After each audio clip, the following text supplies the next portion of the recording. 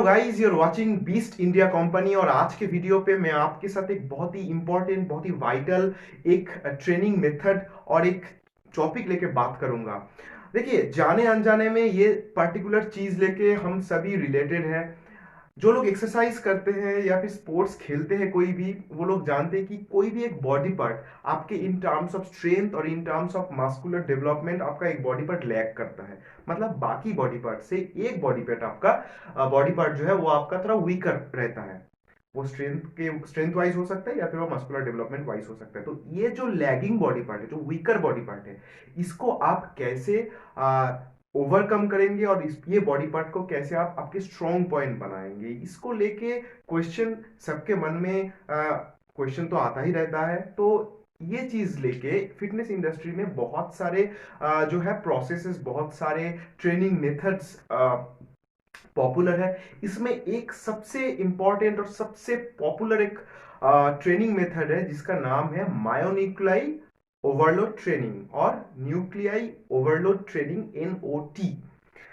तो बहुत सारे लोगों को इसके बारे में पता है, बहुत सारे लोगों को इसके बारे में पता नहीं है, बट जाने अनजाने में वो ये चीज फॉलो करते हैं। तो इस वीडियो पे मैं न्यूक्लियाई ओवरलोड ट्रेनिंग के बारे में बात करूंगा, इसके प्रोस कौन, इसे कैसे करते हैं, और मेरा जो वर्डिक्ट है, कैसे एक रियलिस्टिक अप्रोच से आप आपके जो वीक और बॉडी पार्ट है उसको धीरे धीरे आगे लाके उसको एक strong body part in terms of muscular development and strength development के हिसाब से आप आगे रख सकते हैं। न्यूक्लियाई ओवरलोड ट्रेनिंग जो है ये बहुत ही ओल्ड है।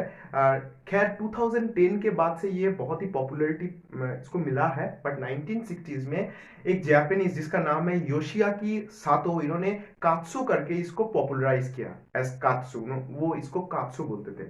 खैर जो भी है, तो न्यूक्लियाई ओवरलोड ट्रेनिंग के साइंस और न्यूक्लियाई ओवरलोड ट्रेनिंग कैसे करते हैं, कैसे आपके वीकर बॉडी पार्ट को धीरे धीरे आपका स्ट्रॉन्ग बॉडी पार्ट में आप कन्वर्ट करेंगे, वो कैसे होगा प्रॉपरली मैं आपको बता। आपके मसल सेल्स एक ऐसे टाइप का सेल्स है आपके बॉडी में जिसका मल्टीपल न्यूक्लियाई रहता है। जो हर एक सेल न्यूक्लियस है, ये एक certain amount of cell plasma supply कर सकता है। आपके मसल सेल एक सर्टेन साइज तक जाने के बाद वो ग्रो नहीं कर पाता है अनलेस आपके जो मसल मसल न्यूक्लियाई है वो इंक्रीज हो। तो देखिए, जब आप एक्सरसाइज करते हैं तो आपको क्या होता है, आप सबको पता है, हम जब एक्सरसाइज करते हैं तो हम हमारे जो मसल है, मसल टिश्यू में माइक्रो टीयर्स होते हैं। जब आप एक्सरसाइज करते हैं तो आपके मसल टिश्यूज में स्ट्रेस ज्यादा होता है। स्ट्रेस ज्यादा होने के वजह से आपके जो है माइक्रो इंजुरीज होते हैं, माइक्रो टीयर्स होते हैं। तो ये जो टीयर्स है, माइक्रो इंजुरीज है, इसको सही करने के लिए सैटेलाइट सेल्स आते हैं और ये सैटेलाइट सेल्स उनके न्यूक्लियाई आपके मसल सेल्स में दे देता है। तो क्या होता है, न्यूक्लियाई इंक्रीज होता है। न्यूक्लियाई इंक्रीज होगा तो क्या होगा, आपके मसल इंक्रीज होगा। ये है बेसिक साइंस, ठीक है। तो ये साइंस को मद्देनजर रखते हुए न्यूक्लियाई ओवरलोड ट्रेनिंग क्या बोलता है कि आप जो बॉडी पार्ट आपका थोड़ा लैग कर रहा है, जो वीक है, उस बॉडी पार्ट को आप अप टू 4 वीक्स, मतलब 28 से 30 दिन उसको रेगुलरली कंटिन्यूअसली हर रोज डेली एक्सरसाइज करेंगे। उसका कैसे करेंगे, एक एक्सरसाइज आप पिक करेंगे, प्रेफरेबली एक आइसोलेशन एक्सरसाइज उस बॉडी पार्ट के, और उसके अप टू 5 सेट्स लगाएंगे आप मॉडरेट वेट से 15 से 20 रेपिटेशन, ठीक है। अब ये हर रोज आप कर रहे हैं, आपको इसमें रेस्टिंग पीरियड आपका अराउंड 20 to 30 सेकेंड्स होगा, ठीक है। तो आपको 5 मिनट में आपका जो ये वर्कआउट है ये हो जाएगा। तो आप जो रेगुलर वर्कआउट कर रहे हैं उसके साथ आपका ये 5 मिनट का न्यूक्लियाई ओवरलोड जो है उस पर्टिकुलर बॉडी पार्ट में, ये चीज आप ऐड करेंगे। यही है न्यूक्लियर ओवरलोड ट्रेनिंग। मैं एक एग्जांपल देता हूँ। आपके सपोज आपके बाइसेप थोड़ा वीक है, बाइसेप आपका लैगिंग एक बॉडी पार्ट है, तो आप क्या करेंगे, बाइसेप के एक आइसोलेशन मूवमेंट आप पिक करेंगे। चाहे वो हैमर कर्ल हो सकता है, चाहे वो प्रिचर कर्ल हो सकता है, चाहे वो डंबल कर्ल हो सकता है, वो लिए उसका एक मॉडरेट वेट से आप अप टू 5 सेट्स लगाएंगे, 15 से 20 रेपिटेशंस, और इसमें 20 से 30 सेकेंड आप रेस्ट लेंगे। और ये हर रोज आप कर रहे हैं, आप आपके जो नॉर्मल वर्कआउट रूटीन है उसमें आप एडजस्ट करेंगे। ये आप करेंगे 30 दिन बैक टू बैक। उसके बाद आप 1 से 2 हफ्ता रेस्ट लेंगे। उस बॉडी पार्ट को तो आप बिल्कुल ही ट्रेन मत कीजिए, प्रेफरेबली आप पूरा बॉडी रेस्ट ले लें, ठीक है, मतलब प्रॉपर रेस्ट 2 हफ्ते तक। उसके बाद आप फिर से 2 हफ्ते बाद जब आप वर्कआउट स्टार्ट करेंगे, तो आपका जो नॉर्मल वर्कआउट रूटीन रहता है, जो जो नॉर्मल वर्कआउट रूटीन रहता है, वो आप फॉलो करेंगे। तो इसमें क्या होगा, ये 4 हफ्ते का रिगोरस डेली वर्कआउट के बाद 2 हफ्ता रेस्ट लेने के बाद जब आप फिर से स्टार्ट करेंगे आपका जो नया वर्कआउट, उसमें क्या होगा कि आपके जो बॉडी पार्ट, मतलब इस मामले में आपके जो बाइसेप है, वो बहुत अच्छा रिस्पॉन्स करेगा और बहुत अच्छा वो डेवलप होगा। बहुत अच्छा वो उसका जो प्रोग्रेस है, जो गेन्स है, वो बहुत अच्छे से आएगा।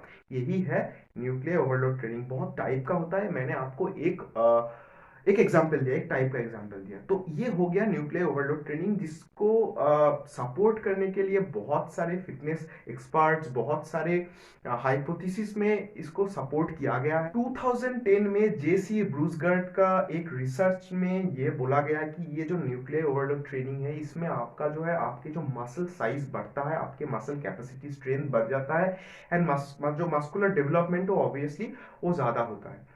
और इसको, इसका जो काउंटर पार्ट है, मतलब इसको अपोज करने के लिए भी बहुत सारे रिसर्चेस हुए हैं, और उसमें बोला गया है, देखिए फिटनेस इंडस्ट्री में, इनफैक्ट फिटनेस साइंस में क्या है ना, कि एक यूनिवर्सल ट्रूथ नहीं होता है। तो बहुत सारे हाइपोथेसिस, बहुत सारे रिसर्चेस, बहुत सारे स्टडीज होता है, और दोनों स्टडीज, जो जो भी स्टडीज है, उसको सामने रखा जाता है हाइपोथेसिस के हिसाब से, और उसमें जो मतलब जो ऊपर चला जाता है, जो थोड़ा भारी लगता है, जो हेवी है, वही माना जाता है सच। मतलब ज्यादा से ज्यादा स्टडीज जिसको सपोर्ट करता है, हम मानते हैं कि वही सच है।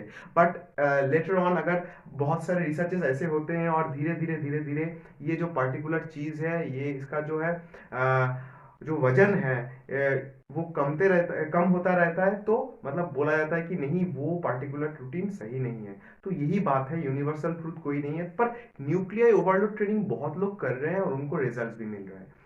तो सच्चाई क्या है, और कैसे इसको मतलब इसका जो रियलिस्टिक अप्रोच क्या है। अरे हम लोग क्या बोलते हैं, जो भी न्यूक्लियर ओवरलोड लेके सामने आते हैं, वो क्या बोलते हैं, जो साइक्लिस्ट वगैरह है, उनके लेग्स बहुत अच्छे से ग्रोथ होता है। जो स्प्रिंटर्स है, उनके जो लेग्स डेवलपमेंट बहुत अच्छा है। या फिर जो लोग स्विम करते हैं, उनके लैट्स डेवलपमेंट अच्छा होता है, शोल्डर डेल्टॉइड बहुत ही बढ़िया उनका डेवलप्ड होता है।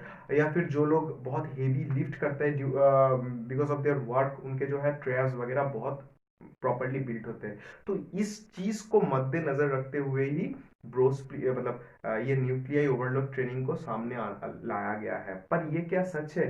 देखिए, न्यूक्लियर ओवरलोड ट्रेनिंग के बारे में जब जब बात होता है, तो ओवर ट्रेनिंग ऑब्वियसली सामने आ जाता है, क्योंकि बहुत सारे रिसर्चेस में, मैं आपको बोलता हूँ, डॉक्टर ब्रैड शॉनफील्ड के एक रिसर्च में ये पाया गया कि आपके जो परफेक्ट वर्कआउट सेट है, कोई भी मसल के लिए परफेक्ट वर्कआउट सेट है 10 से 20 के अंदर।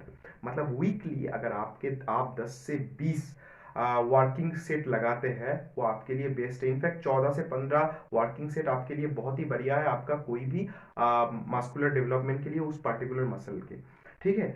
पर इसमें क्या हो रहा है, आप अगर हर दिन अप टू 5 सेट्स लगा रहे हैं, तो 7 दिन में अगर आप 5 से 7 दिन वर्कआउट करते हैं, तो आप 25 से 35 जो है 25 to 35 सेट्स वीकली लगाते हैं। That is clearly over training, right? तो आप चाहे आपका गोल जो भी हो, मस्कुलर डेवलपमेंट हो या फिर आपके जो है आपके स्ट्रेन डेवलपमेंट हो, ये ओवर ट्रेन हो जाता है। खैर, आप जब स्टार्ट करेंगे, बहुत सारे रिसर्चेस में ये पाया गया 6 डेज के बाद से आपके जो न्यूक्लियर ओवरलोड ये स्टार्ट होता है, और आपका जो मस्कुलर जो मतलब डेवलप ग्रोथ है, आपके जो गेन्स है, वो अराउंड 9 डेज के बाद से स्टार्ट होता है। बट इस पीरियड में ना, ये जो 30 दिन का पीरियड है, अगर आप रेगुलरली एक ही चीज एक्सरसाइज कर रहे हैं, तो देखिए फर्स्ट कुछ देर ये बोला जाता है कि फर्स्ट कुछ दिन के लिए आपको, फर्स्ट 1 to 2 डेज में आपको कोई प्रॉब्लम नहीं होगा, you will feel fresh, and then उसके बाद आप बहुत फैटिक फील करेंगे। उसके बाद अराउंड 1 वीक के बाद से आप आपके पोस्ट मसल यूज टू हो जाएगा, एंड देन आपके जो है धीरे धीरे आप उसको हैबिट आपका हो जाएगा, और आप धीरे धीरे जो है न्यूक्लियर ओवरलोड ट्रेनिंग करते जाएंगे, तो आपके लिए बेटर होगा। बट एक्चुअली कोई बॉडी पार्ट को आप अगर हर रोज करते हैं, आप सबको पता है, तो आपके ना एक फैटिक फील होगा, you will never feel that freshness in your muscle, और आपके ओवरऑल फ्रेशनेस आप फील ही नहीं कर पाएंगे। तो इस चीज़ में लैग कर जाता है। ओवर ट्रेनिंग एक बहुत ही सीरियस इशू है। uh, और आप अगर कोई भी, आपके जो कोई भी अगर बॉडी पार्ट थोड़ा सा लैग कर रहा है, थोड़ा सा लैग कर रहा है, that can be due to your genetics. बहुत लोगों के जो है कार्ब्स प्रॉपर बड़े नहीं होते due to genetics, due to the genetics. बहुत लोग के शोल्डर ब्रॉड नहीं होता ड्यू टू द जेनेटिक्स।